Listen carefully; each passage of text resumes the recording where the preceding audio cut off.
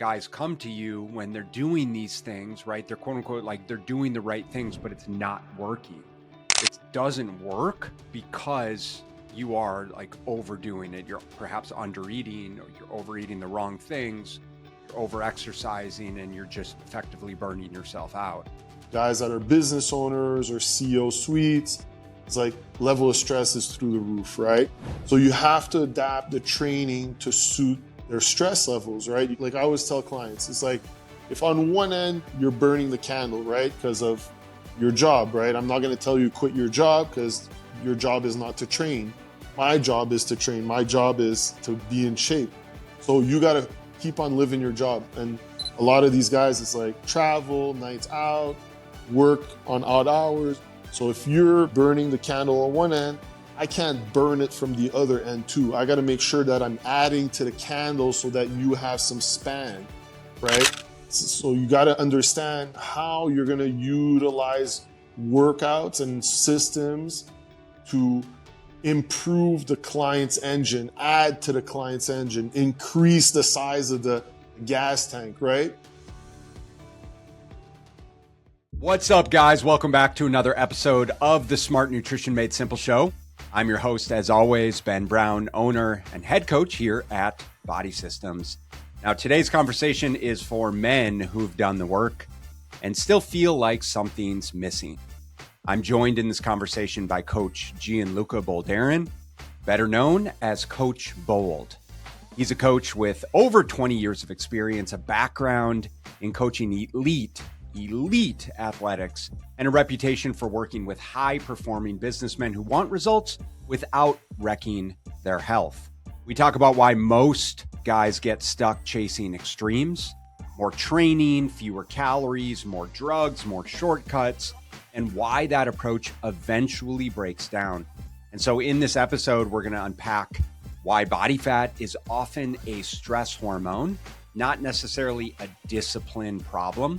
We talk about how to train more often without burning out by micro-dosing intensity, as he likes to explain it. We talk about the mistake that most men make when they start TRT and or peptides, why strength, not just leanness, is the real key to longevity, and how long-term transformation actually happens through seasons and not through sprints. So if you're serious about building a strong and capable body for the long run, this conversation will change how you think. So let's go ahead and jump in with Coach Bold. How you doing, Ben? I'm amazing, man. It's good to see you again. Good to chat. We've been chatting already for like 15 minutes because you're just spitting gold. So I'm psyched to dig in. Like me, you know, you're a practitioner, strength coach, nutrition coach, just overall badass who's been in the industry quite a long time. And we've studied under a lot of the same people. And so I'm really just, candidly, I'm interested in this conversation, probably more so for me than for our audience, but I know if it benefits me, it's definitely going to benefit the audience. So dude, welcome to the show. How are you? Yeah, man, it's a pleasure. I'm doing good. Busy time of year on all fronts, and then just enjoying life in Colombia. Yeah. So you're in Medellin still? I'm in Medellin. I'm finishing my first year in Medellin in mid-February, and I'm looking to stay here long term. It's Medellin, nice. that's how the locals say it. My bad. Yes. Yeah. Amazing. And so you're living in Colombia, you're coaching. Well, dude, just give us like the quick rundown. Like, who's Coach Bold? You know, like, what do you do? Where are you from? Give us the rundown. Yeah, so who's Coach Bold? Coach Bold's been in the industry for 20 years now. Started in the industry working mainly with athletes. That was like the big part of my job. I always had like Gen Pop on the side, especially when I had like two gyms in Montreal, because I lived in Montreal a good part of my life. I owned two gyms for close to 10 years.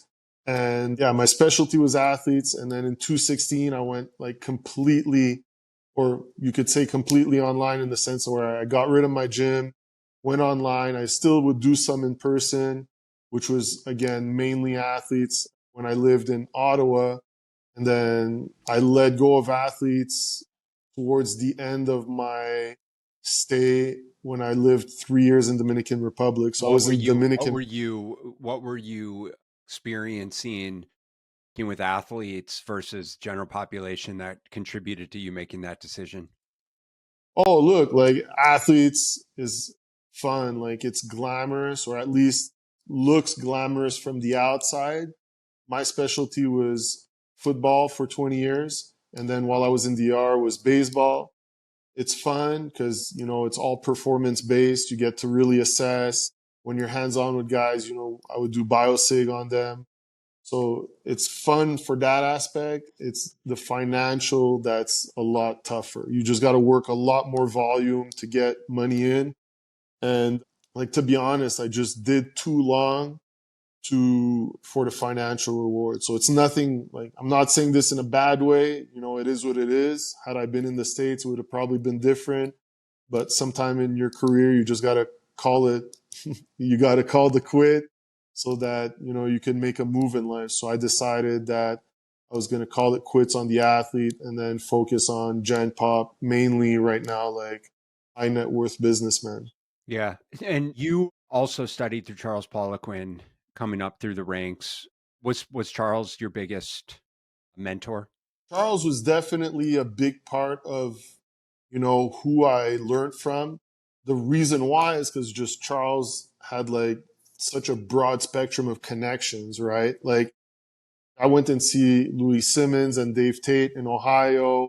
I learned from, I went to Exos as well. So Hmm. I have like, in terms of like strength and conditioning, I would say like I have some diversity, but just Charles was my biggest influence because of who and what he was able to pull together, right? Like Charles was able to kind of pull from all realms, like some bodybuilding, some powerlifting, some weightlifting, and then the whole like structural balance side of things that he understood. So Charles on that end was a big influence for me. And then even on a functional medicine perspective, like, what he opened up my Yeah. eyes to in terms of like nutrition, Asian medicine, supplements.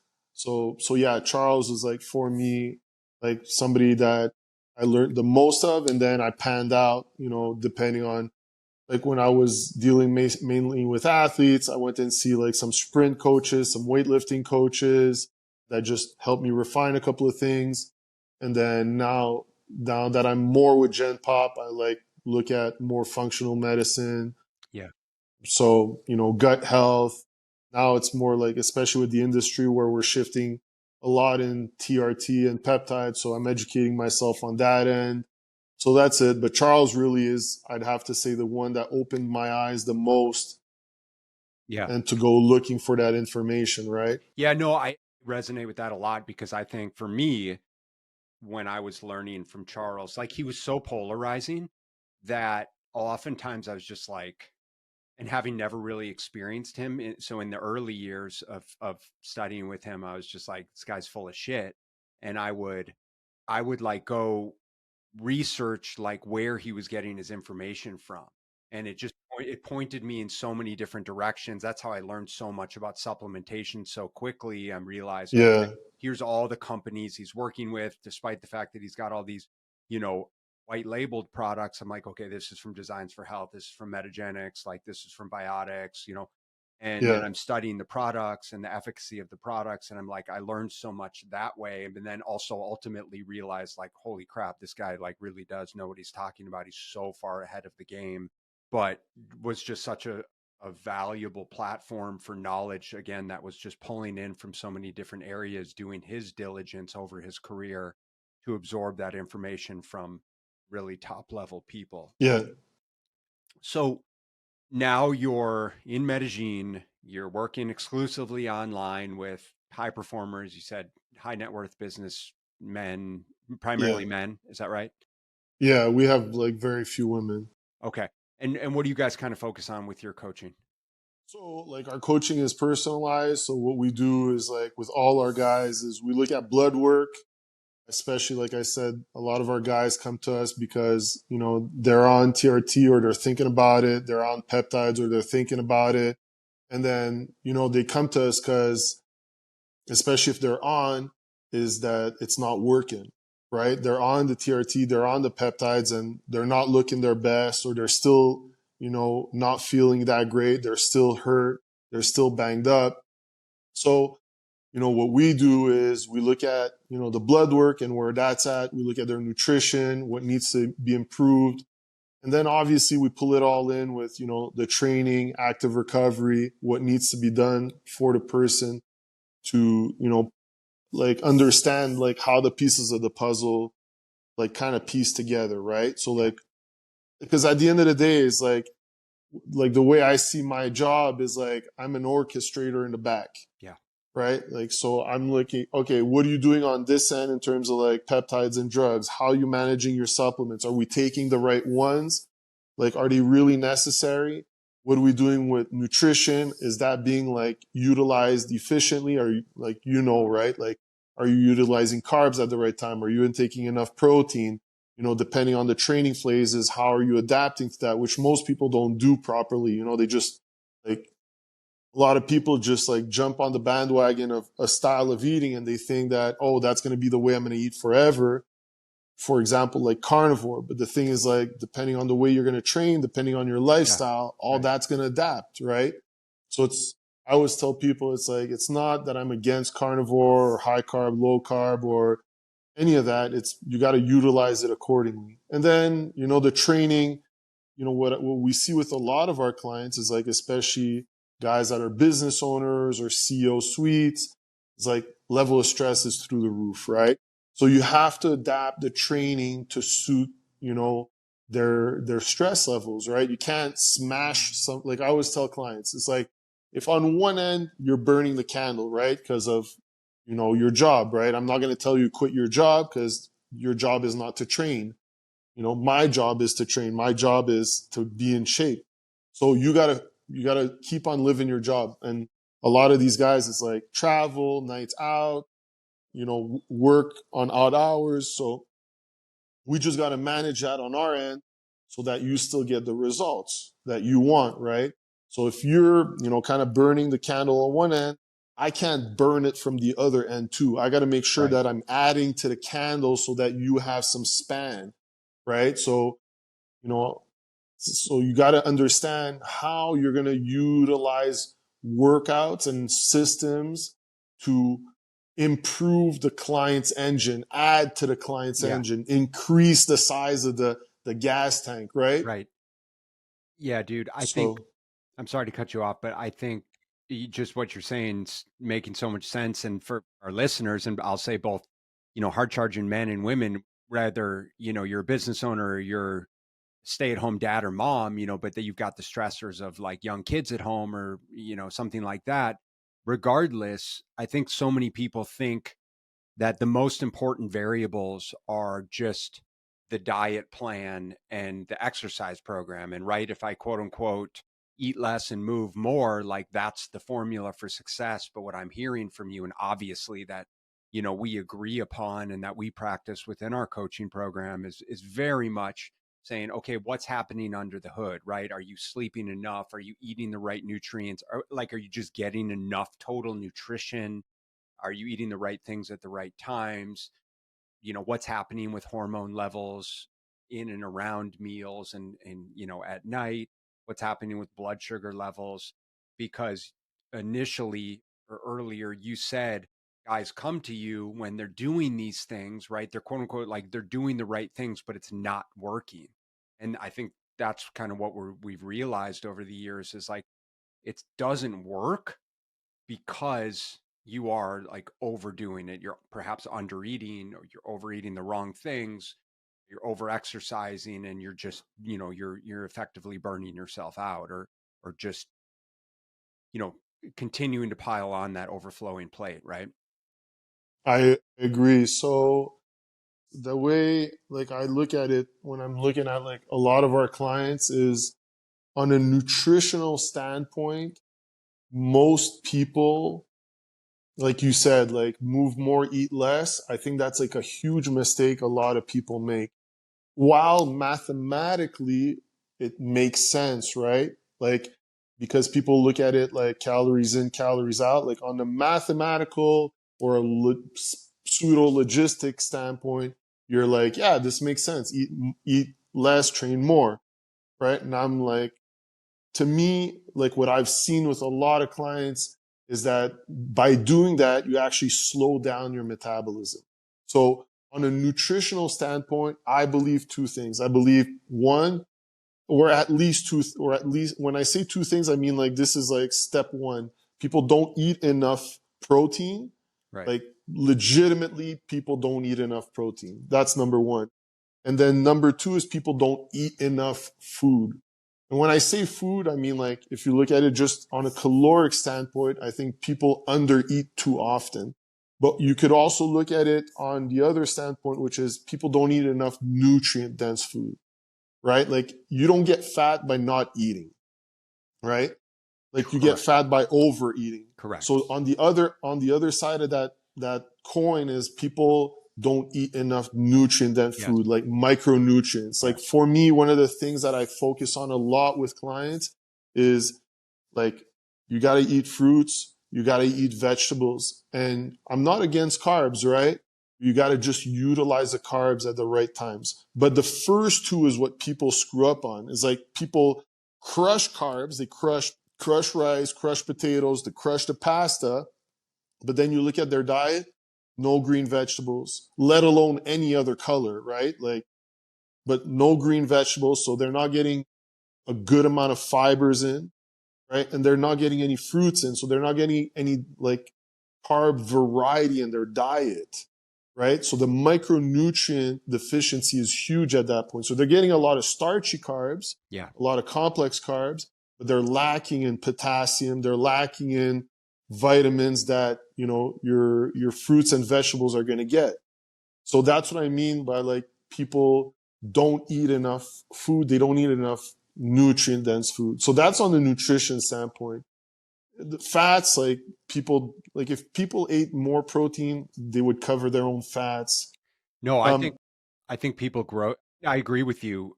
And I think people grossly overconsume without realizing they grossly overconsume dietary fat, right? From just processed. When we talk about processed. right, when we just talk about processed foods, Yeah. like a lot of people think about processed foods. Like I'll give you an example. A very popular carnivore advocate posted a thumbnail for a video I just came across yesterday on Instagram or something. And he had, like a steak in one hand and he had like a piece of pizza. And he said, carbs versus protein, referring to the Hmm. slice of pizza as carbs. But I'd argue the slice of pizza is probably a lot more dietary fat than it is carbs. And I just think Yeah. that's a common misconception that people have around the fact that like when we talk about cookies and cakes and pastries and chips, and pizza and burgers and eating out at restaurants, they think it's like, okay, the carbs are bad, but it's not really the carbs. Like how much potato, like baked potato can you overeat? Right? People don't overdo it on pasta. They overdo it on the creamy sauces and the dressings and the fatty meats and right, like then the pastries and all of those excess saturated and trans fats. Yeah. Cause those are like the hidden fats, right? Because if you eat like fatty steak or fatty fish, like sardines, that kind of Right. stuff. Right. If you're using butter, you could visually kind of see it, right? But Right. when it's like hidden fats, like in the pizza, that's where it becomes detrimental. And you're right. The other thing too with fats is like, like I'm not a big harper on calories, but it is true is that you could easily overconsume fats because it's liquid, right? Carbs, it's like you gotta chew it, you gotta digest it. Like fats is like you could crush 1,000 calories of fat in like, a couple of tablespoons. So you gotta be careful. But at the end of the day, the thing is it always comes down to micronutrients because your body your body, like what it understands is it has to fill buckets, right? And the reason why people overconsume kind of like junk food is because the body's trying to fill in the micronutrient buckets, like the vitamins, the minerals, and all that, and amino acids. So if it's not getting it, it's going to ask you to consume more until you get sick of it. And that's where it's like, now you overate something that's bad for you, but your body's like, but I still don't have what I need. Right. Right. That's why it's like, it's so important. Like one of the things that I always tell my clients is like, if you crush protein and you crush vegetables and fruits, like, and you tell me afterwards, I had a cake or I had a bag of chips, I'm like, I don't care, because you got the bread and butter in first. You got the steak in first. The problem is people reverse it. It's like they eat the chips and then they're like, oh, well, I didn't hit my protein for today. And you're like, but Yeah. it's the opposite. Like, Yeah. crush the chips at the end of the day when everything else is taken care of. Yeah, the odds are good you're not even going to want it that much because you're actually going to be satiated. You'll have actually gotten those Yeah, nutrients. And you know, I mean, from biochemistry standpoint, it's like, dude, the micronutrients, like the vitamins and the minerals, are really, really important for all of our chemical processes, for energy production and immune system support and joint recovery and repair and muscle integrity and regeneration and brain function and, you know, electrolyte balance, and you know, the list goes on and on. It's so there's like a reason why we need to be getting these in, for and sure. certainly going to be better to get those. And so you feel like shit for a reason, and you need to then turn to supplementation, or, you know, you were mentioning like peptides or GLPs or hormone replacement therapy and stuff, when a lot of the times, like you mentioned, is like, hey, if we're managing our calories by virtue of like getting enough protein and getting enough micronutrients, that can solve a heck of a lot of problems. Yeah, 100%. So let's go ahead. If there was something else around like the next step, you know, we were No, talking. and yeah, in terms of like what we were talking before, so like I think the other thing too is like, if you look at the next step, is like people don't really train the right way to get the results that they need. And I think this is just because people don't know better. It's nothing against them, right? Like you have to understand, like, when is it ideal to go in a strength phase? When is it ideal to go in a hypertrophy phase? When is it, you know, better to kind of back off and maybe do a bit more structural balance, but then focus on active recovery, mobility, that kind of stuff. Like one thing that I've been doing more with a lot of my clients that are stressed is that, so an interesting thing that I've been doing with my clients is, I think, training more often. And when I say training, I mean like going to the gym and being active more often is better. It sounds obvious, but it's like kind of not, because you know, everybody thinks, oh, you train 3 times a week or 4 times a week, right? Or then you have the other extreme of people that are like, I'm in the gym every day.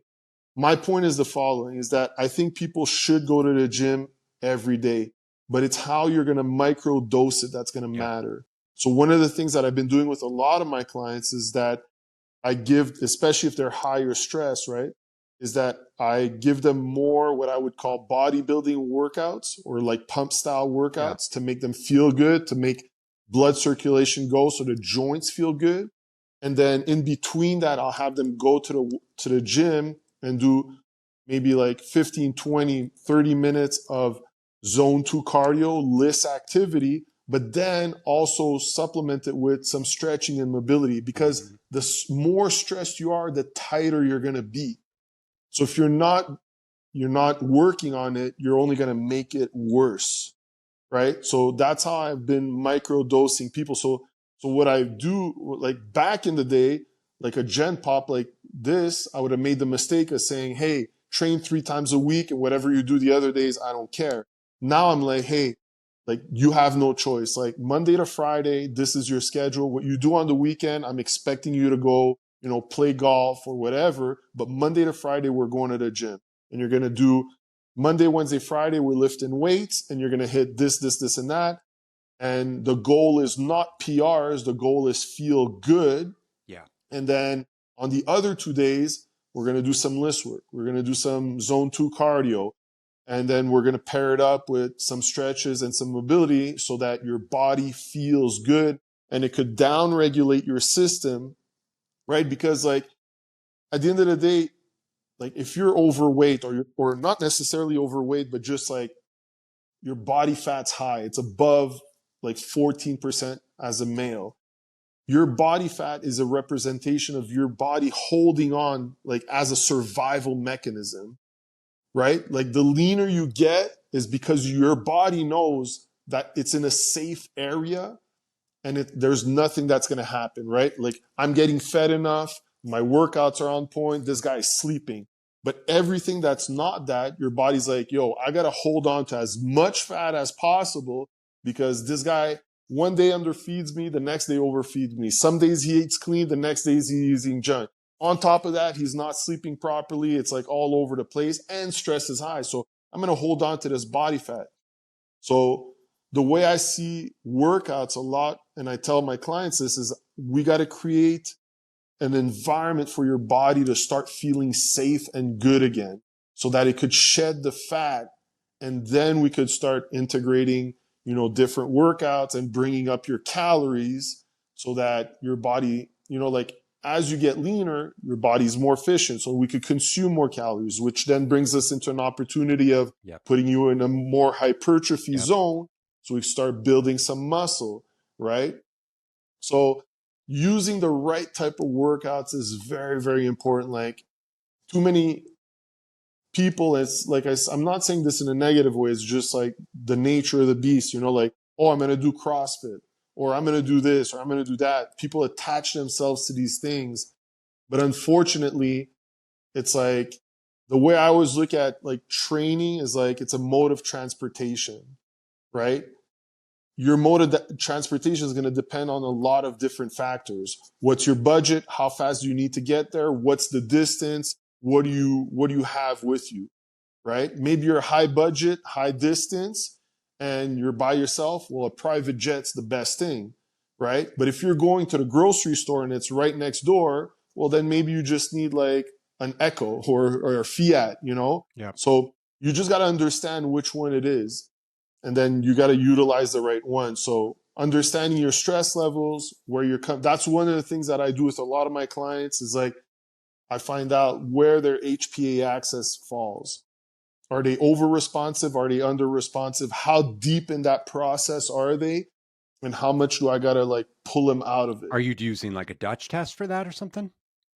I use like a questionnaire. Oh, okay. I got it. Yep. I use a questionnaire just to get an idea of like Yeah, that makes where they're perfect at. sense. Yep, absolutely. And just sort of looking at cortisol response and cortisol rhythms. And Yeah. it's like, do we have, based on your symptoms, do we have normal cortisol rhythms? And Yeah. no, I appreciate the But explanation around the then, training. I hope that the listeners appreciate the explanation of the training because there was so much gold in the way that you described it. But what I think, what I gleaned and certainly practice similarly is I think the conventional wisdom is like we said at the very beginning, it's like, okay, it's the new year, right? I'm kind of cutting out sugar and alcohol and like sweets and whatever. People are cutting out all of the things, which isn't necessarily a bad thing, but it's also coupled with like, I'm also going to significantly ramp up, my stimulus in the gym. And if and when calories are low, that's not always a great idea. From a metabolism standpoint, it's oftentimes can be a recipe for disaster because you are proverbially burning the candle at both ends. And, mhm. there's going to be some compensatory mechanisms at play, meaning it's like, dude, you're going to be ravenously hungry. You're not going to be recovering well. We're further going to suppress hormones. We're basically just creating a scenario where you're going to end up crashing and burning, whether you end up saying F it and overeating or, falling off the wagon completely or getting injured or whatever. And so from a consideration standpoint, it's like just understanding what Gianluca said around like, listen, dude, if calories are low, it doesn't like, it's not the time to be absolutely smashing yourself in the gym. You can do more low Right. intensity cardio. You can really focus on walking. You can focus on more on stretching and mobility. And we kind of want to get that least effective dose of training, right? The least effective stimulus. And it's really Yeah. the art there is right, figuring out like what that is for you, how long, what's the client's training age, like what will they respond well to neurologically, what do they need, and then on the back, so that really we can be as efficient as possible with losing body fat, you know and then on the back end of that, then we're in a beautiful position. We're like, okay, we've gotten you significantly leaner. Now okay, and you and I were talking about this before we hit record, but like, just candidly saying for most of the clients that we work with, because we work with a similar type of population, like our requirements are generally minimally a year, right? But we know it's really more like 2 or 3 plus years to really make the long-term change and transformation, body composition and habit and lifestyle transformations, right? That someone is actually signing up for and ideally wants. And so we're putting them in a position to be able to actually layer these things on one season at a time, like one training phase at a time. And I think that's like zooming out and really the big picture that people need to consider. It's like, dude, when you sign up, like, this is not a 30-day sprint. This isn't a fucking 6 month, like, Yeah. get shredded. Sure, like we can get you there, but it's also like after, it's like, okay, but then what? How do I maintain this? How do I pack on some muscle? How do I make sure I'm looking good? How do I do that? How do I pack on muscle without making sure I'm putting on too much body fat? How do we, on the back end of a muscle gain phase, how do we lose the body fat again without stripping any of the new muscle that we built up?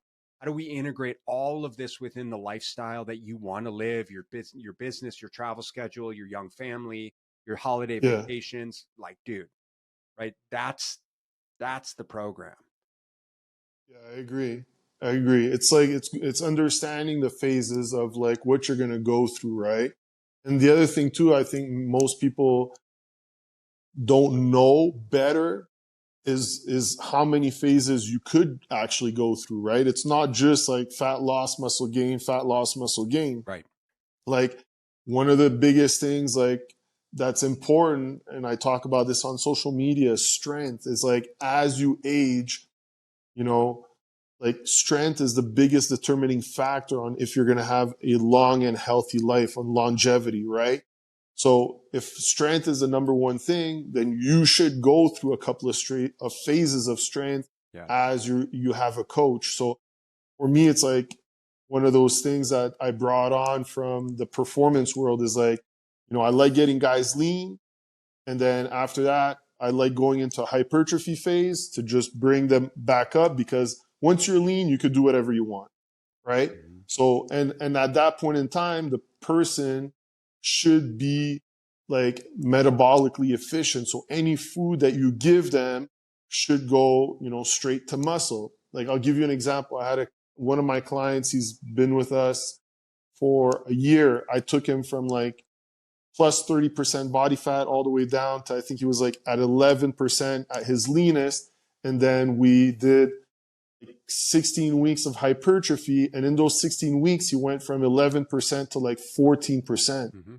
which is like that sweet spot. Like I don't want him to go to 20% again. Totally. Then I know he's inflamed. So I got him up to like 14. We finished that phase. And then he asked me, he's like, hey coach, like, what's the deal now? Where do we go? Do I go back into a fat loss and we just keep on rotating?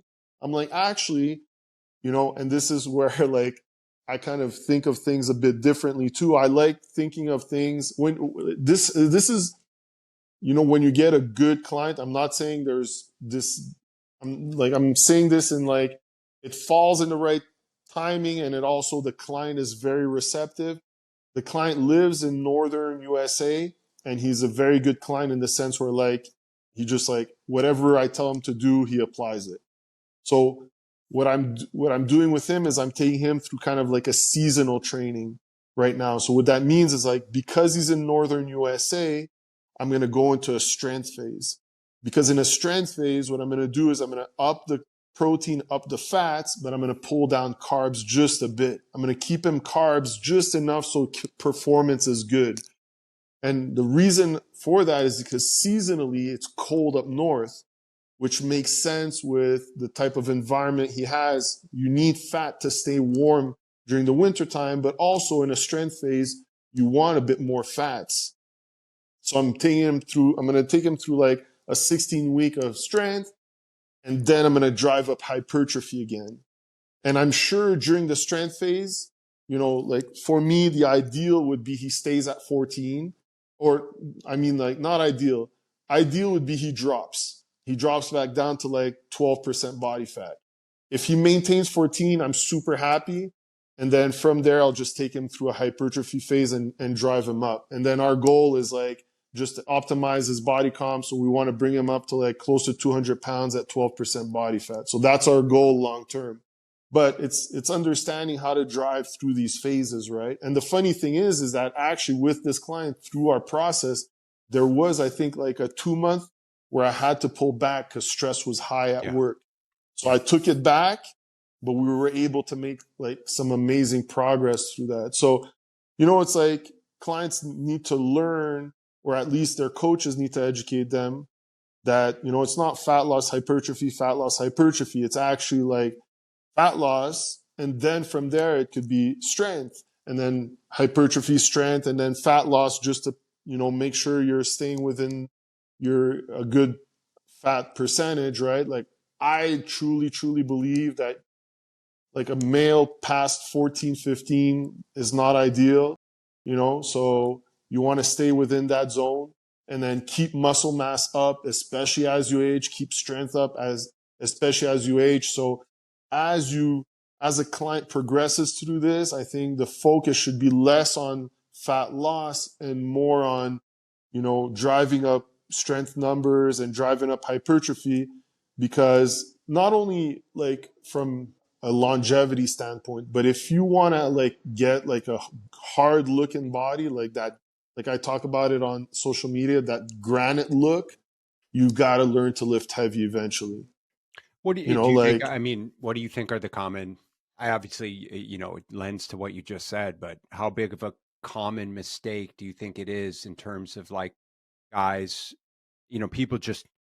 people who are training that simply just do not lift heavy enough?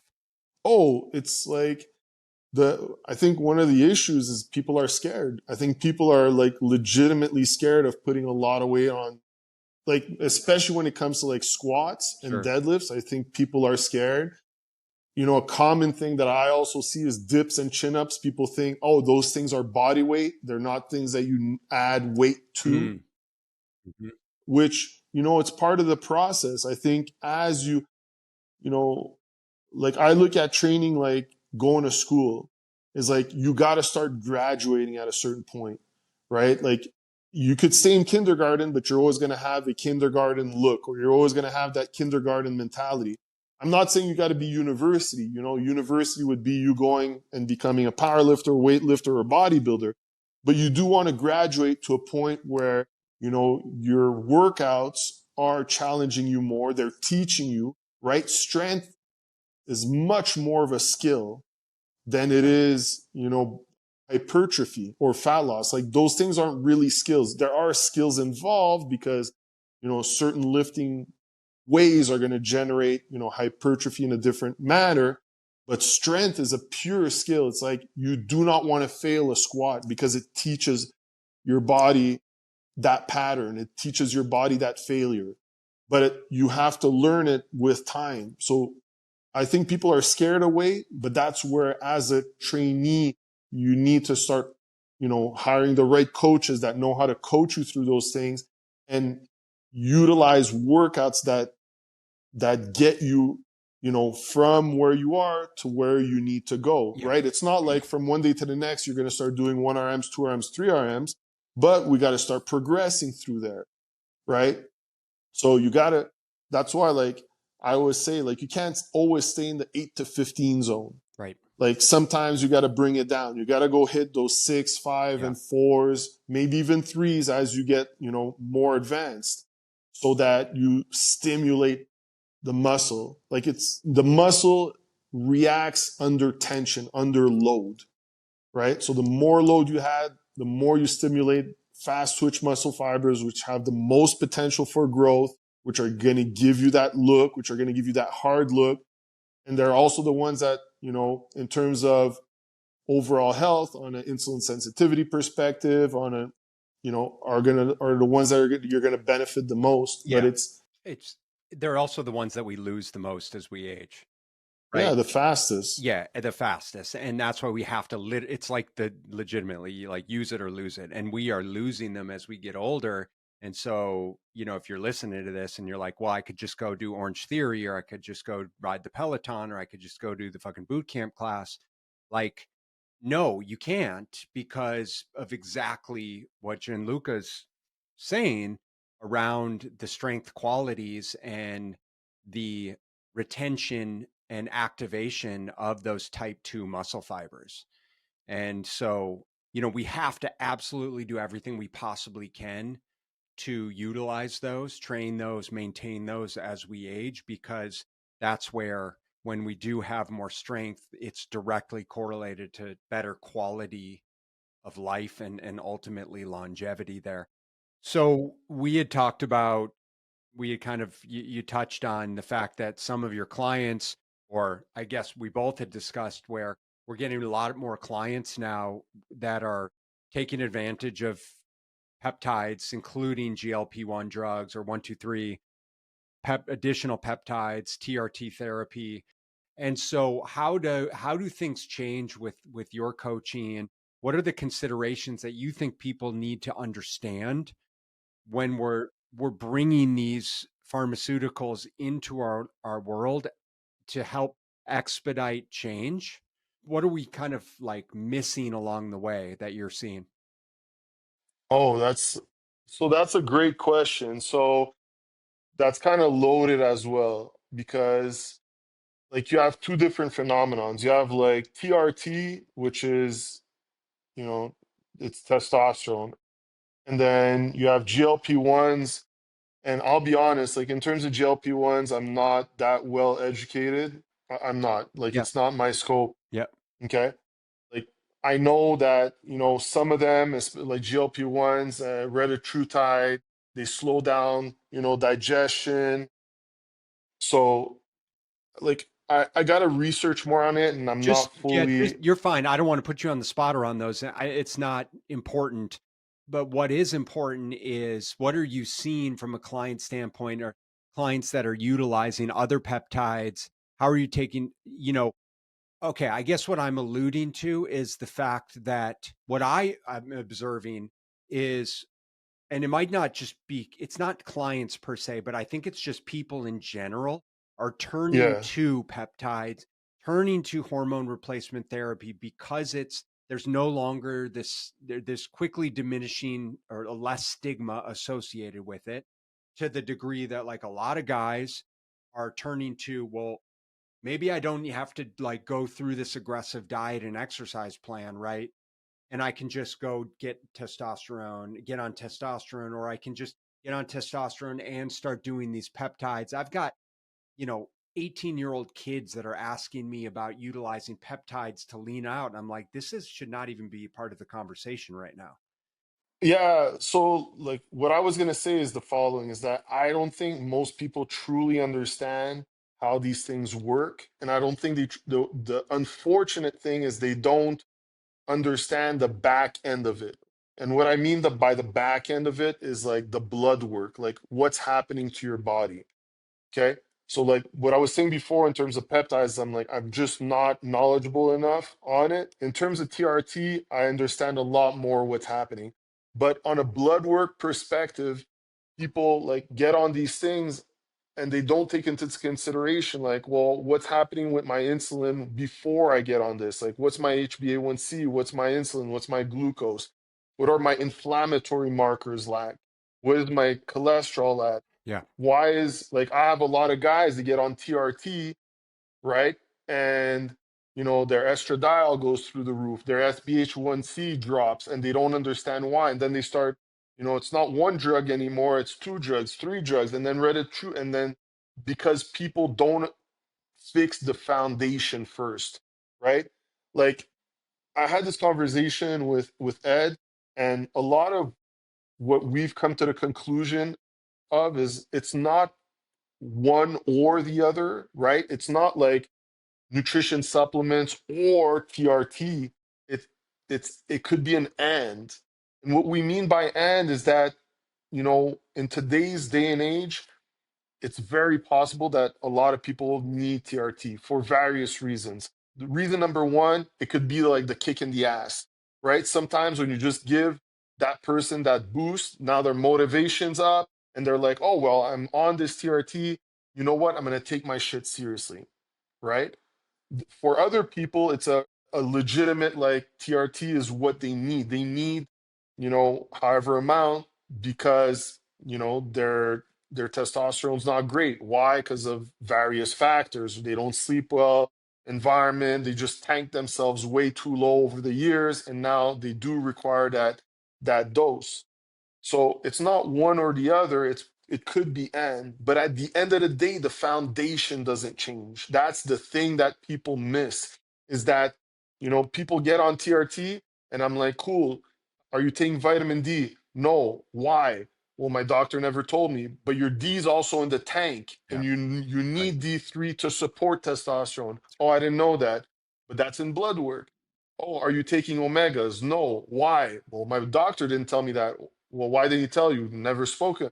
Well, if I look at your cholesterol and your omega-3 profile, like Right. you're off the charts. This doesn't make sense. Your inflammatory markers are off the charts. CRP and lipo B are all terrible.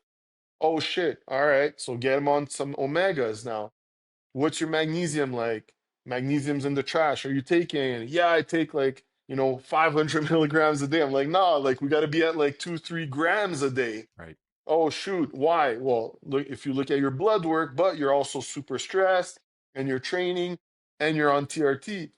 And the thing with TRT is that, this was something that I was going to allude to before is that I think one of the biggest mistakes people make on TRT is that they don't realize that it actually requires more of you, right? So I look at like TRT this way. It's like TRT is like the front end. It's like the gas, right? So if you're putting more high performance gas in your car, well, you're going to need, better engine parts. You're going to need a better engine management system. You're going to need, things are going to break down, not because they're bad, but because it's like a Formula One car. Like Right. those things break down, but they're still high performance. All right. So people get on TRT and they don't understand. Oh, I actually need more food. I might need even more protein. Will definitely need more carbs, right? You're more anabolic on an hourly basis. So Right. you're going to need more food on a daily basis. But people do, oh, I'm on TRT and I'm going to eat less. That's the craziest thing ever, right?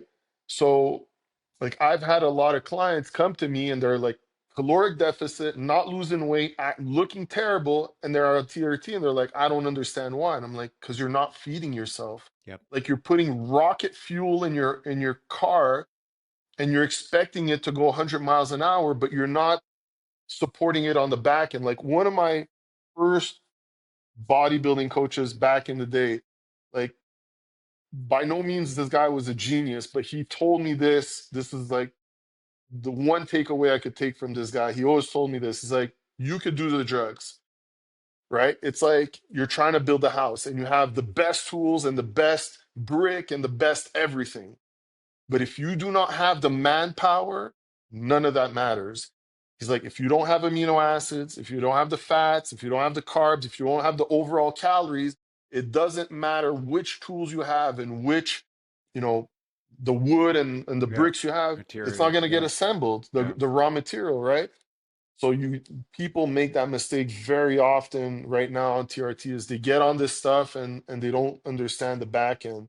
Well, I And I think think that's part. I think that's part of the cocktail that is effectively happening, whereby it's not just TRT now; it's TRT plus maybe a microdosing or a full dosing of a GLP, plus some additional peptides, and that's where and a lot of it is coming without the foundational behaviors in place, and so there's plenty of rationale for all of the above. What I would implore listeners that are on or considering, going on TRT, whether it's a man or a woman, by the way, there's plenty of rationale yeah, yeah, for women using TRT for sure. and rightfully so and can be fantastic. But that's a Yeah. different topic. But the point is, like, if you don't want to be intentionally tanking your appetite and then, Yeah. like you said, putting this rocket fuel in and then not following through with the nutrition behaviors around making sure you're getting enough protein, making sure you're getting enough micronutrient, micronutrition, making sure you're training effectively and not overtraining. And so I think it really does bring everything back together around it's like you can do all of the quote unquote right things Yeah. and have it not work the way that you want because they're not actually working optimally together, right? Yeah. Biochemically. Yeah. Yeah, I agree. So you got to take care of the foundation, and you got to make sure that, the whole, like, again, like I said at the beginning, the pieces of the puzzle plug together, right? And unfortunately, I think a lot of people are plugging this kind of in a Frankenstein way, right? They're like, "Oh, I'm going to take a bit of this and a bit of that. Yeah. I'm going to do this, I'm going to do that." And then they're left Yeah. with a true Frankenstein in their hands, and they don't understand why, when there's a way to go about this. And part of this too is like taking the right supplements, right? You got to understand why you should take certain supplements and which ones are the right ones for you. But the other thing too that I wanted to touch base on, which is like the thing that I see unfortunately in the industry right now, is we're so, and I mean, like, this was a thing in athletes, and it's a thing with Gen Pop now, is like we're so front line focused, like TRT focused, like performance focused, but we're not back end focused. And what I mean by back end focused is that, you know, like the thing with TRT is like I said, it's rocket fuel, right? But that also increases cortisol, which also impacts your HPA axis, right? But if you're not down regulating your system on the back end, right? Like it's all good to get on TRT, and because that's the results that you want, but you also got to dampen the flame on the back end. So, I always tell people, I'm like, the actual first step to you improving anything should be trying to improve sleep, right? Like testosterone is built at night. And actually, I believe that, I think it was like Ben Pakulski who said this like a couple of years ago. I remember listening to his podcast. And he's like, you actually don't need that much testosterone to get the results you want. The real hormone that people are missing out on is growth hormone. Yeah. Like I see growth hormone and testosterone, like testosterone is your performance hormone. Testosterone is that I got a like aggressive, right? It's that yang hormone. Mm-hmm. But the yin hormone that nobody talks about, which is growth hormone, is actually the one. Like growth hormone improves cardiovascularity, improves skin and longevity. It improves leanness, it helps with insulin sensitivity. Yep. So the one that people are actually not looking at to improve is the one on the back end. And when you think about it, it's like it sounds so obvious because you're like, well, if I want to build muscle and lean out, growth hormone is the it's like it's in the name. It's like it's the one that's going to help you. If you want to get stronger, testosterone is the one, but everybody's testosterone focused because everybody's front end focused. But the funny thing is, if you focus on growth hormone, you're actually improving two for one. You improve growth hormone, so you get leaner and you get bigger and you improve cardiovascular health and longevity. And by doing that, you improve testosterone because testosterone Right. peaks after growth hormone. But peaking testosterone does not guarantee a peak in growth. Well, the problem is growth hormone's illegal in the US. Growth hormones, no, yeah, sure, but No, it's sleep, there's man. supplements that you could, It's yeah, yeah, sleep. yeah, but there's supplements you could take that are going to help you, naturally boost growth hormone. Like I'm a big believer in like glycine, glutamine, magnesium, arginine are going to be very, very powerful. So like I think glutamine is one of those supplements that's like so underrated. Like even like I think like in the last year or so, like creatine made a comeback. Like everybody's like creatine gung ho, like Everything. 20 grams of creatine. And again, I'm like, we're front end focused. Everybody's thinking performance. Nobody's thinking on the back end, reduce inflammation, Gut health, which actually brain. Yeah. yeah, right? So like people are like, "Oh, creatine's gonna help me because my brain." Yeah, but why is your brain not working properly? Because it's inflamed because of what you're eating. So you don't need another booster. You need a like something on the back Yeah. end. So I think glutamine is a super, super underrated supplement that's so cheap that people should buy and take. Like I still do big doses. Yeah. Like Charles used to be like a 90, 100 gram dose guy. I still believe in those doses. I do them at times. I do like my morning routine is 15 grams of glutamine, 5 grams of creatine. Like that's for me, that's like, and I know I feel the difference. Like the minute I stop taking glutamine, not that I feel more inflamed, but just my gut's not like Yeah. as clean, you know? So I'm I a think people should, huge fan of glutamine for gut health and immune system function, workout yeah, yeah, recovery, all of the above. Used to give our kids glutamine all the time when they were, well, they're still growing up, but when they were a lot younger, now they're teenagers. yeah. But dude, I want to respect your time. I'm good. I'm good to go. I know, but I say that I have to go. So Okay, okay.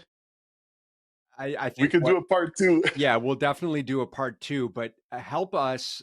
So, like, where can people find out more about you? Obviously, I'll have all of these links in the show notes below, but Yeah. where's the best place for people to go to connect? Instagram, that's where I'm the most active. I'm getting more active right now on Instagram just because I feel like I got to do a better job. I haven't been doing as good as a job with the Gen Pop in the last 2 years. So I'm getting more active on Instagram right now to educate like men and the Gen Pop as to like how to do it better, how to understand that, how to piece the pieces to the puzzle together, how it's really a system. It's not independent of one another. And yeah, like there's it's not like I was like I'm gonna repeat myself. It's not all front end focused. A lot of it is back end focused. If you're not taking care of the foundation, if you're not, looking at like kind of like what we did in training, right? Like a lot of it is the brakes, it's not the gas, Well, right? that's it, dude. And I just want, the reason I love having conversations with people like you, people who have been in the industry a long time, is because you can't make things polarizing if you truly understand how to get people results and you've done it long enough, because there's nothing polarizing about this stuff other than just being adamant about focusing on the foundation, the foundational principles over and over. And if people call that polarizing, well, then they're insane, right? But it's like, Hmm. yeah, there's nothing wrong with any of the stuff, carnivore or keto or maybe plant-based, but not really, or intermittent fasting, or, you know, high intensity interval training or whatever. But it's not like the one size fits all. It's like there's a time and a place for all of this stuff. Yeah. But man, it's just the basics over and over again. And then, of course, the nuances of like, how do we put it all together in an intricate way? And one of the things we always talk about is sort of the three pillars of kind of our coaching process, which is really just, it's one is like the science of data collection, of like understanding objectively what we're looking at. You mentioned blood work, you mentioned questionnaires, you mentioned weight, circumference measurements, biosignature, so like body fat testing, Yeah. right? There's also the psychology of behavior change, of like understanding that this takes time to make change. And I mentioned sort of this ongoing process. Like clients are with us for well over 2 years, going on an average of like 3 years now. And Hmm. there's a reason for that, is because the first year is like a lot of just of changing behaviors to drive fat loss, so that we then can really start to root into everything that we're talking about, like phase after phase of, maintenance or strength or hypertrophy or performance or another fat loss phase. And Yeah. then, on back end of that is really what we call the art of coaching. And this is what you and I do. It's like, dude, using our experience over all of these 20 years of working with all kinds of different people and demographics, and understanding the nuances of like, when do we apply these modalities and how do we apply them in the right way for the given individual? Because none of our lives are the same. We all have different perceived stressors. We have different responsibilities. We have different relationships. We have different, you know, reward signals. We have different emotional loops from when times when we were kids, and how the good, the bad, and the ugly of what our parents ingrained with us, what's in our DNA, what our environment provided. And so that's where, again, just coming back to, like, if you're listening to this, please, like, do yourself a favor when you do reach out, when you are reaching out for coaching. And I'd be happy Hmm. to have a conversation with you. So would Gianluca. When you're reaching out, it's like, just understand that this is more than a quick fix. This is more than a 90-day sprint. This is a long-term change, assuming you're actually committed to making long-term change. And that's for you to decide. So, dude, I really appreciate you. Anything else that you'd like to leave our listeners with before I let you go? Yeah, like I'm gonna just kind of expand on what you were saying. Is that I think our industry is misunderstood a lot, but it's like any other industry. And I'll give you like the financial industry analogy, right? Is like when you, let's say you would hire a financial advisor, right? Is because you want him to help you in your finances and planning. Okay. What he's going to do with you in your early years is not going to be the same thing as he's going to do with you in your later years, right? When you're, let's say you're starting and you're young and you're with a financial advisor, the approach is most likely going to be aggressive Mm-hmm. and you're going to put a lot of money aside. Why? Because when you're young, you could take aggressive moves, and even if you fail, it's not going to cost you a lot. So your portfolio might be more aggressive with a bit of blue chip. But then as you age, that kind of flips where you're more blue chip later in your years and you're less aggressive, right? And training, like what I want, like your listeners or like the people that are going to listen to this is that hire somebody thinking long term, like if it was your financial advisor, and understand that he's going to take you through these periods of life, these seasons of life, Yes. right? Some of these seasons are going to suck.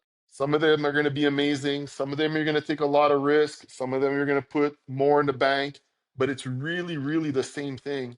And it's like you said this at the beginning and you repeated it. It's not like 12-week get into shape. Like nobody gets rich overnight, right? People get rich compound interest. People get rich because they purchase companies and they make moves. And the same thing in the fitness world or in the health and longevity world is you got to look at it the same way. You got to look at the data. You can't make feeling decisions all the time because even in the stock market, if everything's based on feeling, you're going to get caught eventually, right? So hire somebody that looks at data and that understands how it takes you through the seasons and has I think the biggest thing is has principles, right? Like the art, like kind of like being an artist, right? Is like there's principles to being an artist, whether you're a sculptor, painter, and everything, right? A square is a square. But then as you become a better artist, you're like, well, I could tweak it, Mm. but the foundation's the same, Mm-hmm. right? The sculpting's the same. You still got to sculpt this, but as you get better, you put your own twist to it. But all that comes with you understanding at the base, a square is a Right. square. And then, so have somebody who has principles, right, towards nutrition, training, supplements, and all this, but understands like the way you understand the art of it is, all right, here's how we're going to start molding you and moving you through these seasons, through these years for you to, at the end of this, be in the best shape of your life. Yeah. And listen, if you're serious about making change, you deserve it. You need to prioritize yourself. We talk about it all of the time. And this should be one of Yeah. those non-negotiable investments that's just looped right into your budget, into your family budget, because ultimately it's going to, I mean, listen, it's going to help you show up at your best. You're going to be more present for your family. You're going to be more confident. You're going to have more self belief. You're going to show up better at work. You're going to attract more of the things that you want, including people and money and resources and relationships. And you're going to repel, just like a magnet, you're going to repel the things that you don't want, that you don't align with. And all of this starts with you building that energetic platform, that is you, through your nutrition, through your training, through everything that we talked, through your mindset, everything that we talked about today. And listen, man, We love this stuff. We talk about this all day long, every single day, nerd out about this for, over 20 years now. And that's what we want for you. So if this is something you want help with, reach out. Here to have a conversation. And if nothing else, point you in the right direction. Okay, buddy, I'm going to let you go. I appreciate you. If you guys want to find out Yes, more sir. about Coach Bold, dude, reach out to him, follow him on Instagram. He's got good stuff. I love what he posts every day. No nonsense type of guy, and love it. So, brother, appreciate you. Thanks so much. We'll catch you on another one. Yeah, appreciate you. Thanks.